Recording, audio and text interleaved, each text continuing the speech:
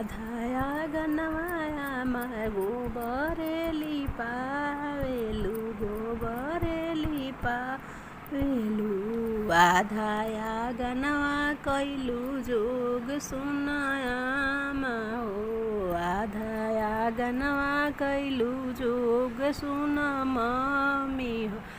जोगवा त कैलू मम्मी आपन दामाद लागी आपन दामाद लागी नैहर छोड़वालू हमार सुन मम्मी हो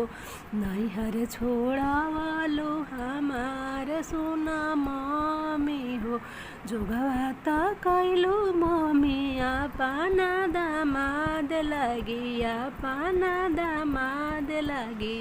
नैहर छोड़वालू हमार सुन मम्मी हो नैहर छोड़वालू हमार सुन मम्मी हो।